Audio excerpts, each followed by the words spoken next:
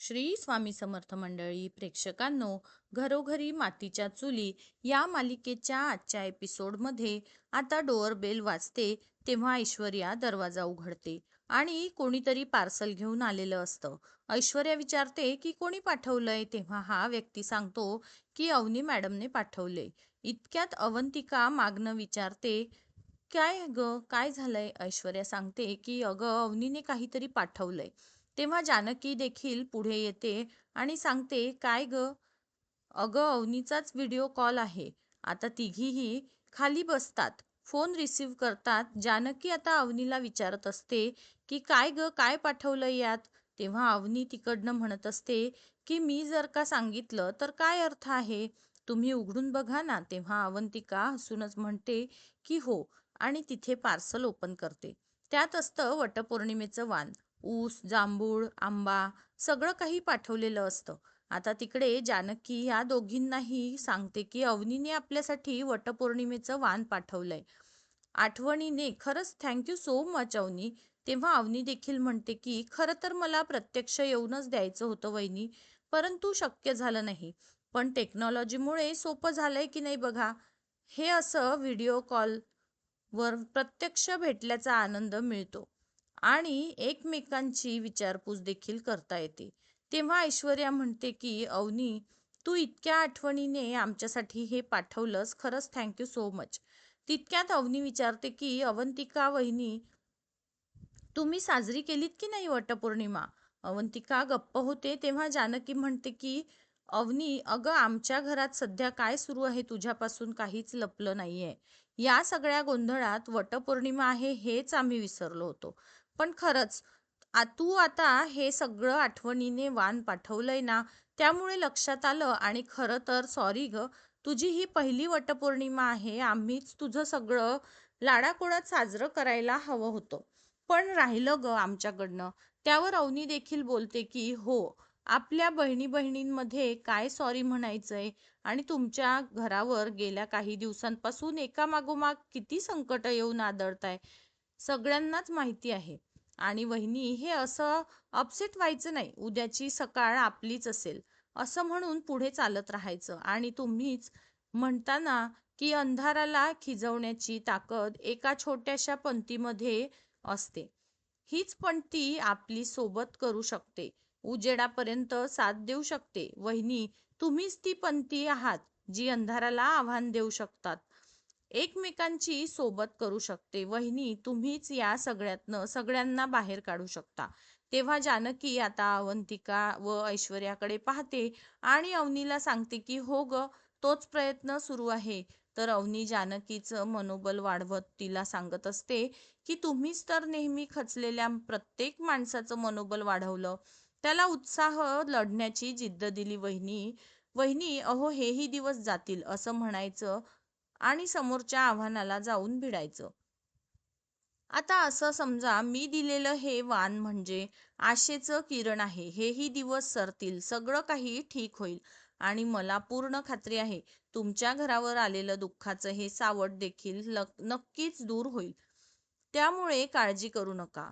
राजा तर नेहमीच म्हणतो, होप लय तोप चीजच असते.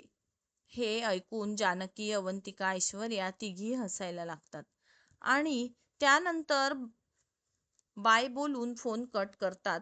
जानकीने तिला सांगितलेलं असतं की थँक्यू अवनी, तुझ्याशी बोलून खरंच खूप छान वाटलं. अवनी ही बाय करते, फोन कट करते. अशा प्रकारे आता या अवनीमुळे तिघींनाही छान मनोबल मिळालेलं असतं, त्यांचा उत्साह वाढलेला असतो. त्यानंतर आता रात्री या तिघीही जेव्हा घराकडे परत येत असतात, ऐश्वर्या मात्र बोलते की तुम्ही काहीही म्हणा, मला अजूनही वाटले की विक्रांतला शर्वरी आणि राहुलनेच मारलं. तेव्हा जानकी म्हणते की बस कर ना आता, आता किती वेळा तेच तेच बोलणार? तर तितक्यातच जानकीला ऋषीचा मेसेज येतो. तेव्हा ऐश्वर्या म्हणते की वाच, काय सांगितलंय. तर ऋषीने मेसेज पाठवलेला असतो की हा राहुल एक नंबरचा फ्रॉड माणूस आहे. त्याने याआधी देखील 2 मुलींना फसवलंय. मुलींना प्रेमात पाडून फसवणं आणि त्यानंतर त्यांचा पैसा लुबाडणं, हाच त्याचा धंदा आहे. हे ऐकताच जानकी तर तोंडालाच हात लावते. पुढे ऋषिकेशने सांगितलेलं असतं की त्यातल्या एका मुलीचा नंबर मिळालाय. ही मुलगी आपल्या बाजूने कोर्टात साक्ष द्यायला तयार आहे. हे ऐकताच आता अवंतिका खूपच खुश होते. जर का असं झालं ना, तर आपण कोर्टात सिद्ध करू शकतो की हा राहुल एक नंबरचा फ्रॉड आहे. परंतु हा प्रश्न मात्र राहतोच की या राहुलनेच विक्रांत भाऊजींना मारलं. हे आपण कसं सिद्ध करायचं? तेव्हा जानकी बोलते की काही झालं ना तरी या राहुलचा खरा चेहरा मात्र आपण जगासमोर आणायचा. आता त्याची सुटका करायची नाही. आणि आता त्या तिघीही आणखी जिद्दीने पेटून उठतात. त्यानंतर जेव्हा घरी पोहोचतात सौमित्र व सारंग वाट पाहत बसलेले असतात. आता या तिघीही समोर न येताच सौमित्र मात्र उठून जायला लागतो. तेव्हा सारंग त्याला बोलतो की दादा अरे थांब ना, परंतु सौमित्र ऐकत नाही. तेव्हा चिडूनच अवंतिका म्हणते की भाऊजी अहो कशाला थांबवताय त्याला, जायचं असेल तर जाऊ द्या ना. आता सौमित्र देखील टोमणा मारत म्हणतो की जातोच. सारंग तिला म्हणावं तसंही मी त्याच ठिकाणी थांबणं प्रेफर करतो जिथे माझ्या थांबण्याला काही शब्दाला किंमत असते. आणि तो निघणार असतो परंतु जानकी म्हणते की भाऊजी थांबा, हे बघा मला माहिती आहे तुमच्या मनाविरुद्ध जाऊन अवंतिका ही केस लढते आहे, त्याचा तुम्हाला राग आलाय. परंतु जरा विचार करा ना, हे सगळं ती कोणासाठी करतीये? आणि तुम्हीच असे टोमणे मारून तिचं मॉरल डाऊन करणार आहात का? त्यापेक्षा एक वकील म्हणून तिला काहीतरी सल्ला द्या. मला खात्री आहे तुमच्या या सजेशनचा ती नक्कीच विचार करेल. तेव्हा सौमित्र बोलतो की ठीक आहे, तू म्हणतेस म्हणून मी माझं एक ऑब्झर्वेशन सांगतोय. मला असं वाटतं की आपल्या घरात कोणीतरी घरभेदी आहे. हे ऐकताच सगळ्यांनाच प्रश्न पडतो. अवंतिका विचारते की अरे हे काय बोलतोय तू? तेव्हाच आता सौमित्र सांगतो की आपल्या घरातील सगळी पर्सनल इन्फॉर्मेशन कोणीतरी जाऊन ॲडव्होकेट देसाई यांना सांगतंय. तेव्हा अवंतिका विचारते की अरे हे तू काय बोलतोय सौमित्र? तेव्हा सौमित्र म्हणतो की कदाचित तू ऑब्झर्व केलं नसेल, पण मला सांग, शरूबद्दलची सगळी पर्सनल इन्फॉर्मेशन फक्त घरातल्याच लोकांना माहिती होती ना? मग ही सगळी इन्फॉर्मेशन ॲडव्होकेट देसाई यांना कशी कळाली? ते ऐकताच ऐश्वर्या विचार करत म्हणते की ओके ठीक आहे, पण तुला काय वाटतंय कोणी हे सगळं केलं असेल? तेव्हा सौमित्र म्हणतो की अशी एखादी व्यक्ती जिचा शरूवर राग असेल किंवा ज्या व्यक्तीला असं वाटत असेल की शरूला शिक्षा व्हावी. हे ते ऐकताच ऐश्वर्या धक्क्याने म्हणते की काय, म्हणजे तुला काय म्हणायचंय? हे सगळं मी केलंय? तेव्हा सौमित्र बोलतोय, वहिनी मला अवंतिकाला सपोर्ट कर हे सांगण्यापेक्षा ना, तू घरातला हा घरबेदी शोध, नाहीतर गोष्टी अंगाशी येतील. आता हे ऐकताच ऐश्वर्या खूप चिडते. भडकतच ती जानकीला म्हणत असते की याचा काय प्रॉब्लेम आहे? या सगळ्या गोष्टी हा माझ्याचकडे बघून का बोलतोय? मी इतकी मूर्ख आहे का? जाऊन घरातल्या सगळ्या गोष्टी त्या ॲडव्होकेट देसाईंना सांगेल. जानकी तू याला सांग. तेव्हा सौमित्र मला बोलतो की वहिनी, या स्वभावाच्या लोकांसाठी एक म्हण असते, चोराच्या मनात चांदणे. ऐश्वर्या पुन्हा भडकतच म्हणते की बघ अजूनही हा मला तोंड मारतोय. जानकी मला मात्र तिला सांगत असते की ऐश्वर्या अगं तू का चिडतेस, आमचा विश्वास आहे ना तुझ्यावर. परंतु ऐश्वर्या सांगत असते की हो, तुमचा विश्वास आहे माहिती आहे मला, पण हा सौमित्र. जानकी मात्र सौमित्रला शांत करत असते की का उगाचच वाद वाढवताय. आणि ऐश्वर्या अगं तूही जरा शांत राहा ना, पेशन्स ठेव. त्यानंतर सौमित्र मात्र पुन्हा ऐश्वर्याला टोमणा देत म्हणतो की वहिनी, या घरातल्या घरबेदी मी शोधूनच काढेल. मग मला ते असं जास्त बोलावं देखील लागणार नाही. तो ऐश्वर्याकडेच पाहत असतो. तर जानकी म्हणते की भाऊजी, मला तुमचं म्हणणं पटतंय. नाही म्हणजे आपल्या घरातली इतकी उत्तम भूत माहिती ॲडव्होकेट देसाई यांना कशी कळाली? कारण ॲडव्होकेट देसाई यांनी कोर्टात जे सगळे मुद्दे मांडले ते चुकीचे नव्हते. भाऊजी, तुम्ही म्हणताय ते अगदी बरोबर आहे. या घरात कोणीतरी घरभेदी आहे आणि ती व्यक्ती कोण आहे आपल्याला शोधावंच लागेल. तेव्हा सौमित्र पुन्हा एकदा ऐश्वर्याकडे पाहत म्हणतो की कळेल लवकरच. कळेल आता हे पाहता ऐश्वर्या खूप भडकते. सर्वांना सांगत असते की बघितलं, हा पुन्हा एकदा माझ्याचकडे बघून बोलतोय. नाही म्हणजे याला असंच म्हणायचंय की या घरात इशू क्रिएट करणारी ती व्यक्ती फक्त मीच आहे. अरे मी त्या ॲडव्होकेट देसाईंना जाऊन का सगळ्या गोष्टी सांगेल? याला हेच म्हणायचंय, मला माहिती आहे तुम्हा कोणाचा विश्वास बसणार नाही. असं बोलून वैतागतच ऐश्वर्या निघून जाते. तेव्हा जानकी देखील ऐश्वर्या अगं असं म्हणत तिच्या पाठोपाठ येते. सौमित्र इकडे, सारंग आणि अवंतिका मात्र खूप टेन्शनमध्ये उभे असतात. त्यानंतर ऐश्वर्या खूपच रागात असते. रूममध्ये येते. जानकी येऊन तिला समजावत म्हणते की ऐश्वर्या, अगं हे असं प्रत्येक गोष्टींना रिॲक्ट करायचं असतं का? जरा पेशन्स ठेव ना. जर का तू प्रत्येक गोष्ट ही अशी मनाला लावून घेत राहिलीस तर मग आपल्या दारात आलेलं संकट आपण कसं परतवून लावणार? माझा तुझ्यावर विश्वास आहे. ही गोष्ट तुझ्यासाठी पुरेशी नाहीये का?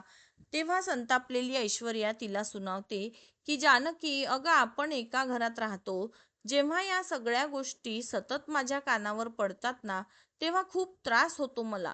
हा सौमित्र अगं या घरात आल्यापासून मी खटकते त्याला. आणि मला माहिती आहे माझा शर्वरीवर संशय होता. पोलीस जेव्हा तिला पकडून घेऊन गेले ना, तेव्हा सगळ्यात जास्त आनंद मला झाला होता. परंतु म्हणून ती कायमस्वरूपी जेलमध्ये राहावी यासाठी मी घरातल्या गोष्टी बाहेर जाऊन नाही ना ग सांगणार. हा सौमित्र, अगं मी आधी देखील वाईट वागले म्हणून मी कायम अशीच राहणार हा समज त्याच्या डोक्यातनं कधी जाईल? की अगं जर का आपण सुधारण्याचा प्रयत्न करत असू तरी सुद्धा पुन्हा येऊन जर का कोणी आपल्याला डिवचत असेल ना, तर मग मला आता असं वाटतंय की मी आधीसारखी जी उद्धट उर्मट होते ना, तेच बरं होतं. जानकी तेव्हा बोलते की हो ऐश्वर्या, अगं जरा शांत हो ना आणि कर नाही त्याला डर कशाला. अगं सौमित्र भाऊजींना जरा इग्नोर कर. मुळात तुला माहिती आहे त्यांची काय मतं आहेत. ऐश्वर्या, अगं आपण एक टीम आहोत आणि जर का तूच आमच्या टीम मधून अशी बाजूला जायला लागली तर हे आलेलं संकट आपण कसं परतवून लावणार सांग ना ग. असं आता ती प्रेमाने तिचा हात हातात घेऊन तिला समजावते. संतापलेली ऐश्वर्या बोलते की मला कितीही वाटलं ना या टीमचा भाग व्हायचं, तरी काही लोक हे होऊच देणार नाही ग. आता तर मला असं वाटतंय की मी आधीसारखी जी होती ना, तीच बरी होती. कुणाची माझ्यासमोर बोलायची हिंमत होत नव्हती. असं म्हणत ती त्रागा करत असते. जानकी पोटतिडकीने तिला समजावते की अगं जरा शांत हो ना प्लीज. तेव्हा ऐश्वर्या मात्र वैतागून म्हणते की हे बघ जानकी, मला ना जरा वेळ एकटीला सोड. जाऊ देत हे सगळं आणि ती वैतागून खाली बसते. आता जानकी ही गप्प झालेली असते. ऐश्वर्याचा मात्र खूप त्रागा होत असतो. तेव्हाच इकडे खाली सारंग ऐश्वर्याच्या बाजूने उभा राहतो आणि सौमित्रला ऐकवतो की दादा, मलाही आता असंच वाटतंय की तुझा रोग ऐश्वर्याकडेच होता. हे बघ बरोबर नाहीये. तेव्हा सौमित्र म्हणतोय की होय, हो होता. मला सांग शरू, या घरात आल्यापासनं तिचे सगळ्यात जास्त खटके कुणासोबत उडाले? ऐश्वर्यासोबतच. आणि हे बघ, हे असं तुझ्या बायकोची बाजू घेणं बंद कर. तेव्हा सारंग देखील म्हणतो की अच्छा, त्या माझी बायको आहेत, त्यांचे शरूताईसोबत खटके उडायचे ते सगळं ठीक आहे, पण तुझं काय? तुझं तर तुझ्या बहिणीवर खूप प्रेम आहे ना, तर मग तिची केस का नाही लढलास? जेव्हा बहिणीवर किती प्रेम आहे हे दाखवण्याची खरी वेळ आली तेव्हा तू काय केलंस? केस लढायला नकार दिला.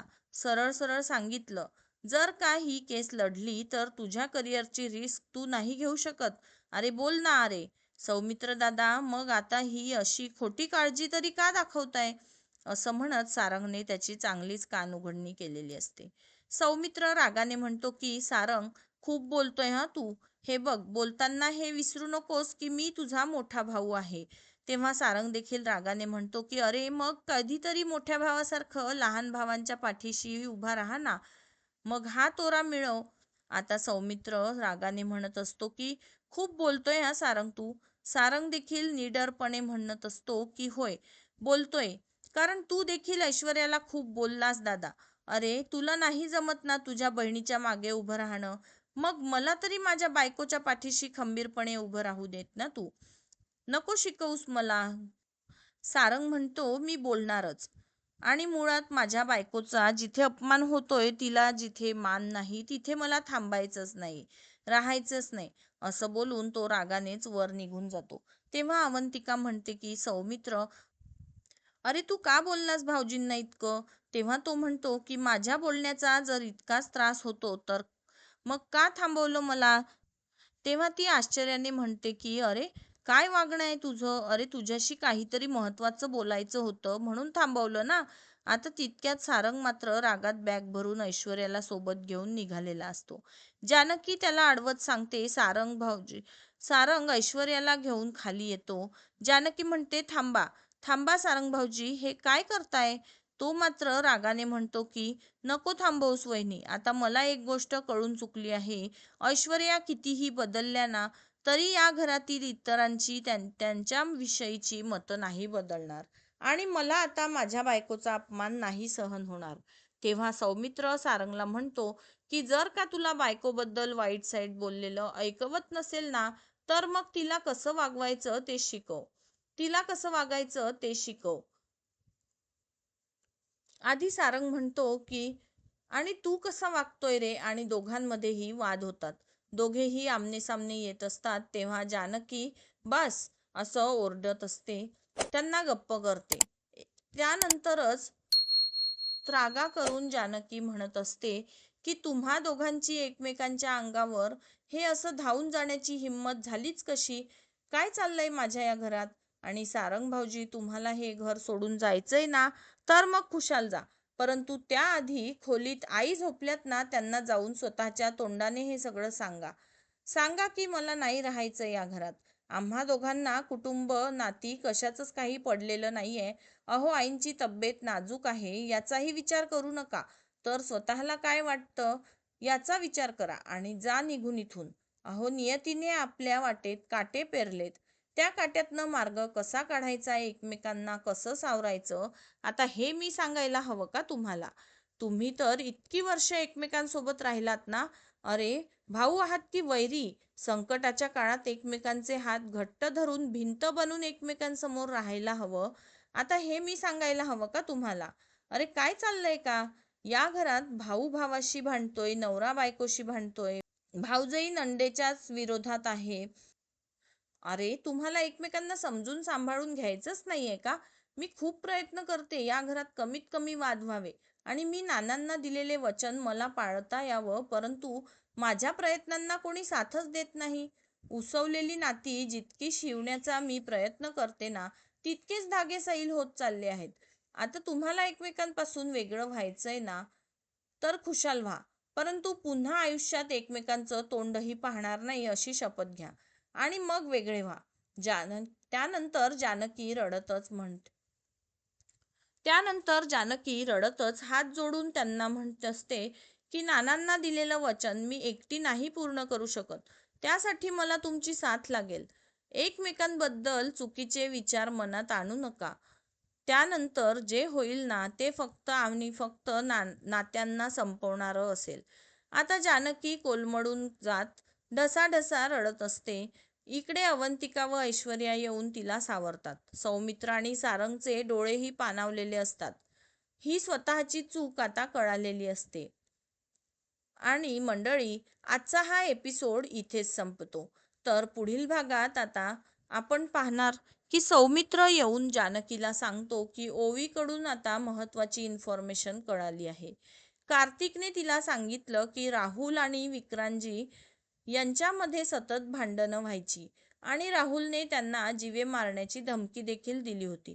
तेव्हा आता इकडे अवंतिका बोलते की हे स्टेटमेंट कोर्टात खूप युजफुल ठरू शकतं.